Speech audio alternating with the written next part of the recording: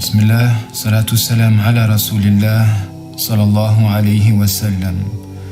En guise de résumé, de notre dernier cours de spiritualité, nous avons abordé la station spirituelle de la pudeur, et ce dans l'objectif d'approfondir la station de la repentance. En effet, on fait des péchés, on se repent, consumé par le regret, mais on les réitère toujours, si bien que l'on devrait être envahi normalement par un sentiment de honte. Et la pudeur, c'est justement l'action de mettre une barrière entre l'intime et l'étranger. Cette barrière qui se crée naturellement lors de la trahison d'un amour. Il y a plein de manières d'aborder cette notion de pudeur. Mais nous allons, dans ce résumé, nous intéresser à la pudeur vis-à-vis d'Allah. Effectivement, face au péché, à la faute ou à l'erreur, il y a deux attitudes à mettre en relief.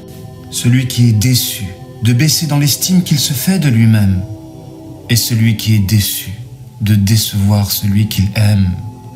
La première attitude est celle d'Iblis, et la seconde est celle de Adam. Ce dernier est pris d'une pudeur à chercher à se dérober du regard divin, après avoir désobéi à son Créateur, car ce qui le rongeait profondément, c'était essentiellement la peur de décevoir son Seigneur. Alors mon frère ou ma sœur dans la foi, comment veux-tu compléter ta repentance si tu ne fais pas preuve de pudeur devant Allah? Car seul un amant peut éprouver de la pudeur au moment d'une trahison. Et la pudeur d'Allah, parlons-en, lui qui dit dans une tradition divine: Ya ibn Adam, innaka ma stahyayta minni, ansaytu an-nas uyubak, wa ansaytu biqa' al-ard dhunubak, wa mahawtu min al-kitab zallatik, wa illa naqashtuka al-hisab yawm al-qiyamah. Oh fils d'Adam, tant que tu éprouves de la pudeur à mon endroit, alors j'effacerai tes défauts du cœur des gens, et je ferai disparaître de la surface de la terre tes péchés, et j'effacerai tes erreurs du livre de la destinée. Sinon, je réglerai tes comptes le jour du jugement.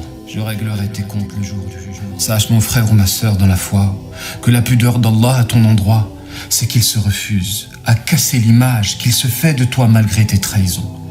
Subhanallah, Subhanallah. Vous avez probablement tous et toutes connu la trahison d'une personne que vous avez aimée sincèrement. Eh bien sachez qu'éprouver de la pudeur vis-à-vis de cette dernière, c'est refuser de casser son image en votre conscience en lui cherchant des excuses.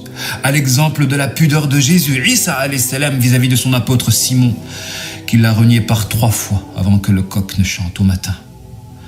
Ya Rab, il y a vraiment des gens qui ne savent pas aimer d'une manière éternelle. Ya Rab, il y a vraiment des gens qui ne savent pas aimer d'une manière éternelle.